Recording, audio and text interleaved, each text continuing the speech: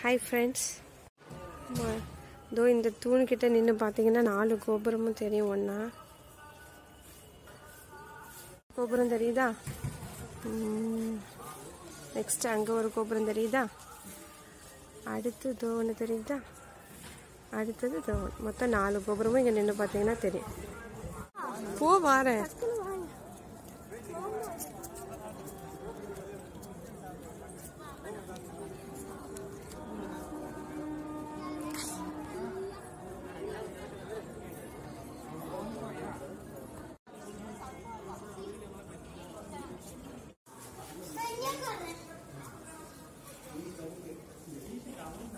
ஜோசிமா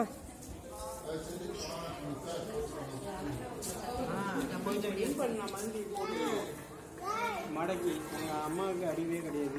பாதி